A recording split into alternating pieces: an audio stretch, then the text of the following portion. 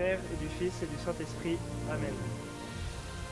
Notre Père qui es aux cieux, que votre nom soit sanctifié, que votre règne arrive, que votre volonté soit faite sur la terre comme au ciel. Donnez-nous aujourd'hui notre pain de chaque jour. Pardonnez-nous nos offenses, comme nous pardonnons aussi à ceux qui nous ont offensés. Et ne nous laissez pas entrer en tentation, mais délivre-nous du mal. Saint Nicolas, priez pour la France et pour le trouble. au nom du Père et du Fils et du Saint-Esprit. Amen.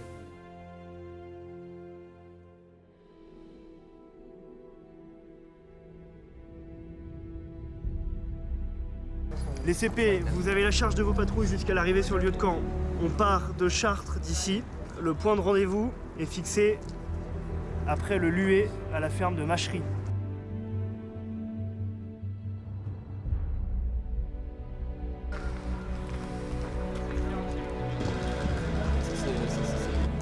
Attends, fais voir aussi. C'est là où je suis allé tout à l'heure. C'est où tu laisses mon avec toi, tu peux juste enlever ton champ. Je vois s'il te plaît, te voir. Alors je m'appelle Valentin Brock, voilà, donc je suis scout d'Europe, 3e de la patrouille de la Salamandre, troupe 3e Chartres. Alors à côté du scoutisme, je suis pianiste au conservatoire de Chartres depuis maintenant 10 ans, plusieurs sports, de l'aïkido, de la natation, et voilà. Ce week-end déjà il fait beau, donc on a beaucoup de chance. Après c'est à vélo, donc ce sera plutôt sportif, donc on verra très bien ce que ça donne et on espère que ça se passera bien.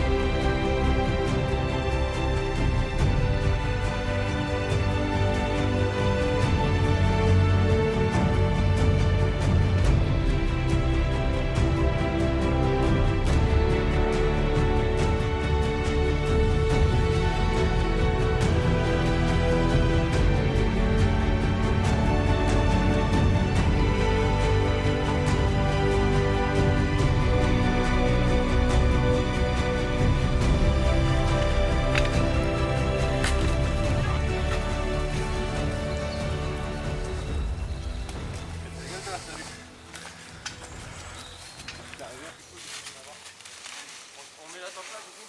Vous êtes tous d'accord?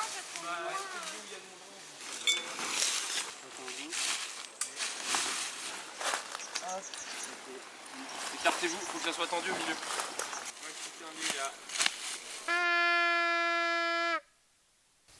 Saint Nicolas, Priez pour la France et pour le trouble. au nom du Père et du Fils et du Saint-Esprit. Amen. Amen. Donc vous n'êtes pas sans savoir que ce semestre nous travaillons le froissartage. Donc on va partir sur une petite activité qui va nous permettre de valider quelques secondes classes pour certains. Ensuite ce sera la préparation du repas, le repas. Et nous avons un invité tout particulier ce soir car nous avons notre aumônier, l'abbé Christophe Beignet qui nous rejoint pour le dîner et la veillée. Scout toujours? Ouais. Rompez. Pose ton arme, Bruno.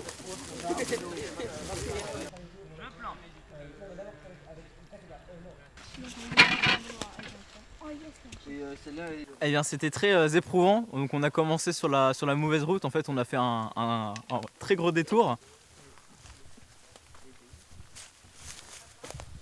Si vous voulez regarder à l'intérieur.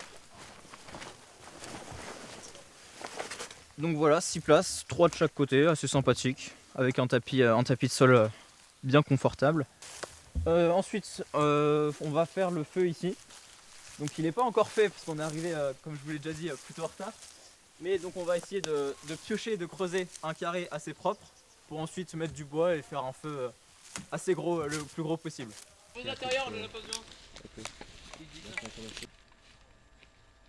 Là, les scouts sont en train de travailler froissartage, donc le travail du bois avec les outils manuels, sans triche. Donc là, à mon atelier, ils travaillent le mi-bois.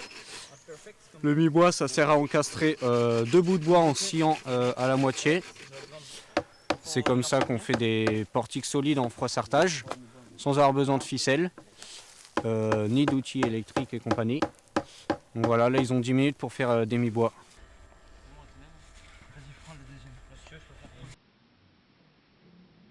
Terrière.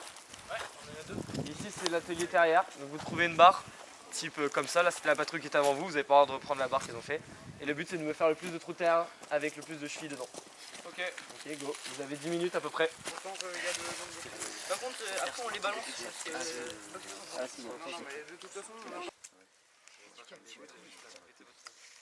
Ça c'est pour fixer en fait des barres entre elles.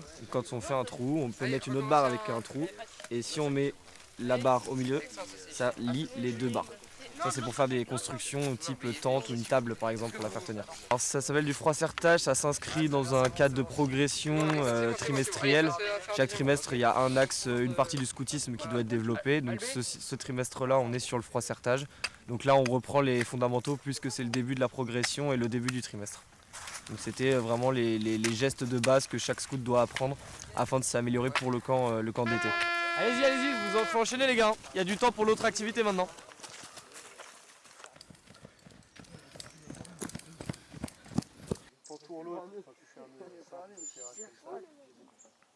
Alors, voyons voir ce brelage par Maël. Pas mal, tu vois, ça coulisse un peu, ça méritait d'être un peu plus serré sur le pneu. Mais là, après, ça, c'est dans les... tout va être dans les bras là. C'est bien, il est bien. Ça va être... Non mais il est très bien.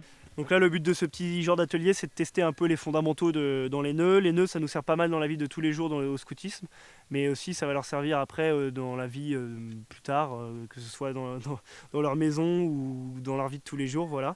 Là on a une patrouille qui manifestement sait faire tous les nœuds qu'on lui a demandé. On a des brelages qui bougent très peu, qui sont assez solides. Donc pendant le camp, sur les 3 semaines on leur laisse 3 jours sur lesquels ils vont devoir construire un mini chez eux en fait, avec une table, une tente surélevée pour qu'ils ne dorment pas par terre. Donc tout se fait à la base de construction en froid-sertage, comme vous avez dû le voir juste avant. L'idée des nœuds et l'idée de l'utilisation de la ficelle ou de la corde, c'est de pouvoir consolider ces ouvrages et pourquoi pas en faire des ouvrages à part entière. Le but des installations dans le camp, c'est vraiment qu'ils aient un confort maximal tout au long du camp. Donc ça passe évidemment par avoir des bancs bien solides, une table sur laquelle on peut manger tous les jours durant 3 semaines. Donc c'est important de tester ça tout au long de l'année. C'est vraiment l'année qui nous permet de travailler ces petits axes de progression pour qu'à la fin ce soit des scouts complets et qu'ils puissent se débrouiller du mieux possible en fait. Ils vont travailler toutes ces petites choses qui, mis bout à bout, vont mener à des grands projets tout au long de l'été. Et c'est ce qui fait un peu la richesse et l'aspect très complet du scoutisme finalement. Vas-y, on fait le feu. Corvée de bois, s'il te plaît, Théodore. Là-bas, il y a un tas de bois. Filmez pas si c'est un échec. J'ai du moyen. Merci. Bon, on va pouvoir commencer. On a le feu. Donc dans la CDH, pour vous expliquer un peu, il y a 3 symboles. En fait, la CDH, c'est un peu le conseil d'administration de la troupe. Il y a 3 symboles qui sont fondamentaux. Il y a le bossant qui représente le dévouement pour le mouvement scout d'Europe. Il y a le feu qui symbolise la pureté. Et il y a la hachette plantée qui représentera la franchise. Donc ces 3 symboles, c'est franchise, dévouement, pureté. C'est la devise des guides et scouts d'Europe. Donc c'est 3 mots qui sont fondamentaux pour nous. Et donc un peu, voilà, pour revenir sur la CDH, c'est un peu le conseil des chefs dans la maîtrise. C'est comme un peu un conseil d'administration pour une entreprise. On évoque tous les problèmes, tous les sujets. C'est un endroit dont normalement on ne sort pas, il ne doit pas sortir ce qui se passe. Et donc là on va recevoir des scouts qui doivent passer des épreuves pour valider les secondes classes, qui sont des étapes de la progression du scoutisme. Voilà. On est près d'un petit feu, la vie scout quoi.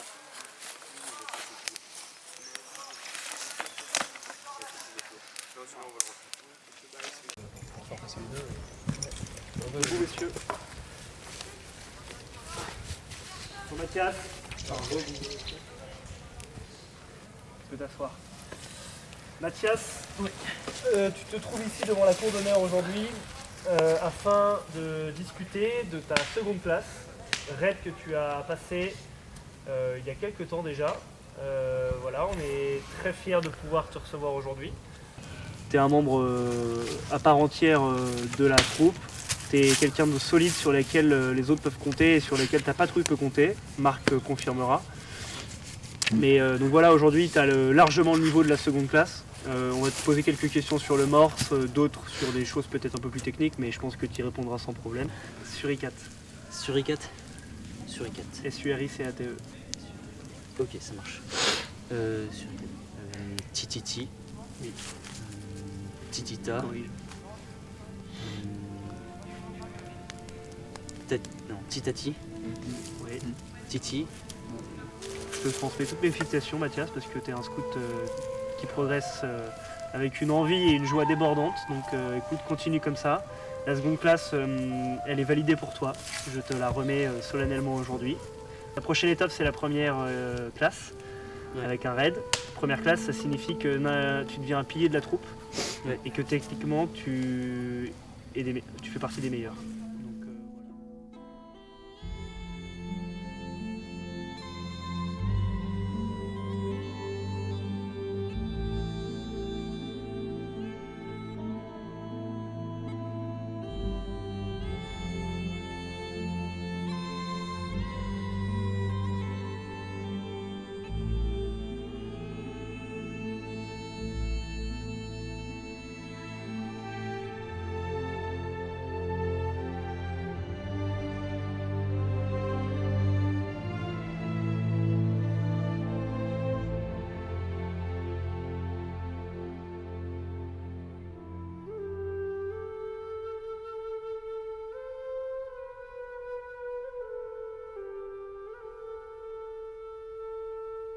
voilà. Là c'est le samedi soir, voilà, donc on va préparer le repas puis on va le déguster.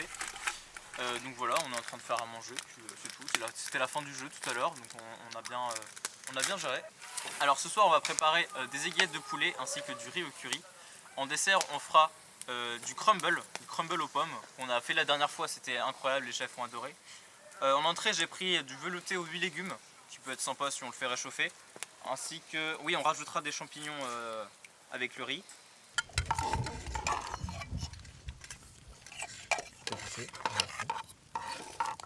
Est-ce que quelqu'un revêt de la sauce? Oui, moi j'aime bien. Il reste du riz ou pas ? Le scoutisme, ça apprend à... Déjà, ça nous permet de nous libérer des choses matérielles. Je pense notamment, ça nous permet de nous libérer de tout ce qui est écran. Le scout, ça me permet de voir ce qui est en dehors. Ça nous permet de voir la beauté de la nature de Dieu. Et les scouts, ça nous permet surtout de nous surpasser au quotidien, d'aller de l'avant, vraiment de découvrir de nouvelles choses. Et ça nous permet aussi de développer notre autonomie en fait. Enfin, le scoutisme en fait c'est une façon de vivre au quotidien, c'est pas que quand on est au scout, on est scout, c'est tous les jours on vit en tant que scout. Après on a aussi les 3 vertus, donc franchise, dévouement, pureté, qui sont aussi très importantes au sein du scoutisme. On n'est pas chef pour juste diriger les autres, on est chef pour leur apprendre, pour leur transmettre ce que nous on nous a appris avant. Et c'est ça qui est, enfin c'est le plus beau service qu'on peut rendre après ce qu'on nous a offert. Enfin, moi j'ai eu d'autres chefs avant moi qui étaient aussi bénévoles, qui m'ont appris ce que leur chef leur avait appris aussi avant. En fait c'est un savoir-faire, un savoir-vivre qu'on nous transmet de génération en génération. Parce que justement la vie scout c'est une vie dans la nature qui nous rappelle que la beauté de la nature nous rappelle qu'il y a un créateur. Et du coup, à travers la beauté de la création, justement, c'est une manière d'accéder à Dieu. Et en plus, je pense que c'est aussi le sens du concret, la formation du caractère, tout ça, ça participe justement à construire des hommes entiers dans leur dimension spirituelle, humaine et morale. Et du coup, la foi a toute sa place, sans prendre toute la place. Eh bien, elle a toute sa place dans le scoutisme parce qu'elle est au cœur de la vie des hommes. Ça nous permet de surtout nous surpasser, comme il le disait tout à l'heure. Ça nous permet aussi de vivre dans des moments difficiles. Quand on veut faire quelque chose ou quand on veut essayer de se dépasser, faut toujours essayer de persévérer parce que sinon on n'arrivera pas à aller plus loin. La promesse, c'est s'engager à servir dans toute sa vie Dieu. Pas forcément toujours rester scout toute sa vie, mais vraiment servir Dieu et son prochain toute sa vie. On a une loi, quand on fait cette promesse, on s'engage à respecter la loi scout et les principes. ce salut, on fait ce salut scout et ça signifie qu'on a fait notre promesse et voilà, et alors ça signifie franchise, dévouement, pureté et c'est le plus grand qui protège le plus faible.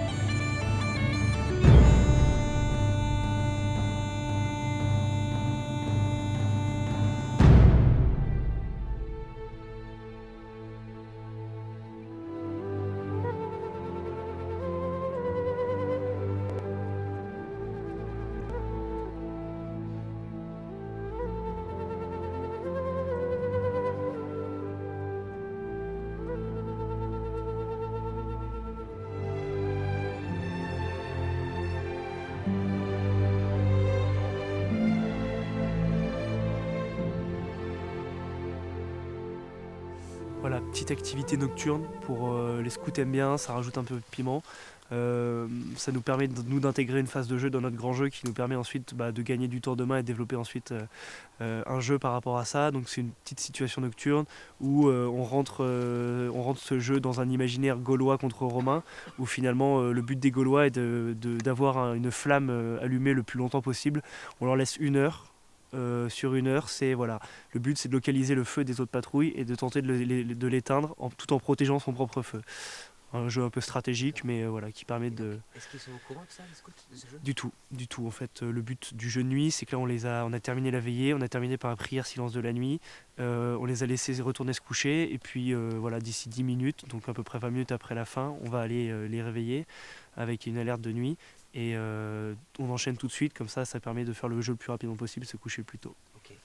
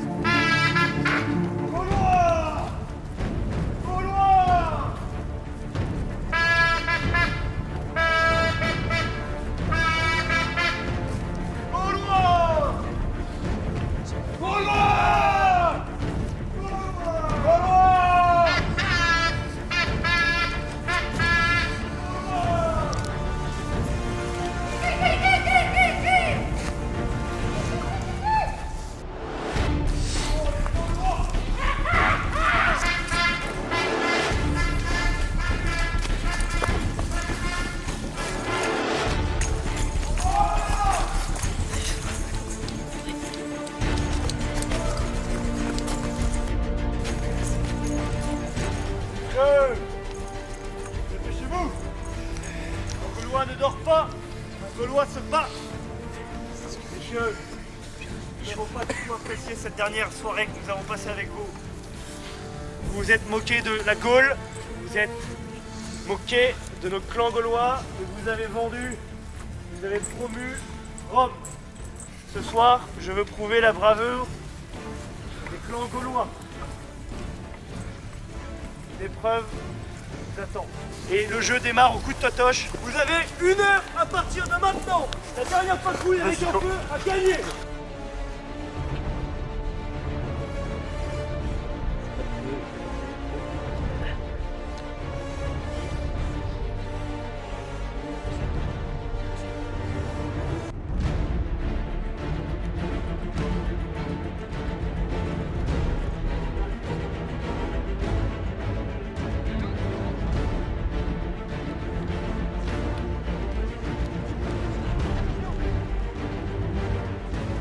Bah, il y a eu une attaque de différents côtés à la fois. On s'est fait attaquer par là, par la salamandre, derrière dans les champs.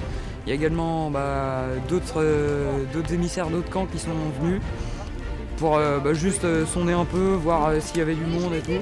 On a réussi à les repousser, on a réussi à repousser tout le monde. On a eu un peu d'eau sur notre feu, mais ça va. Donc je pense qu'on va pouvoir tenir encore un petit bout de temps. Après, il va falloir qu'on aille attaquer pour éteindre les feux des autres. On a quelques chances.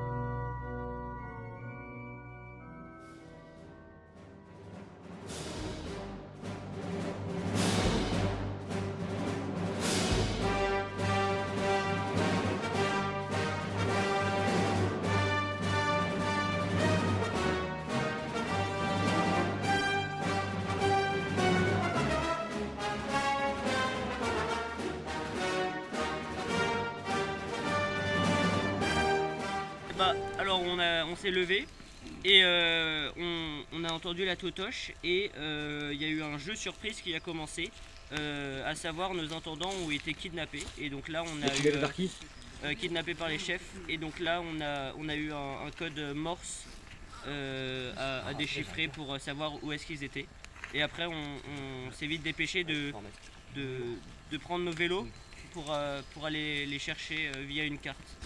Okay. Après on a petit déjeuner et on s'est dirigé vers la messe. Là on va rentrer, il nous faut à peu près une heure et demie pour rentrer à la place Morard et puis voilà, là on charge les vélos, les sacs. Enfin, demain c'est lundi et oui malheureusement je reprends les cours. Bon ça je commence à 10h donc je pourrais bien dormir. Mais oui c'est la reprise de la vie routinière en fait et puis on s'habitue assez bien. Mais ça fait du bien d'avoir un break les week-ends, certains week-ends. Avec les scouts ça permet de changer d'environnement, de passer du temps avec d'autres personnes. Voilà.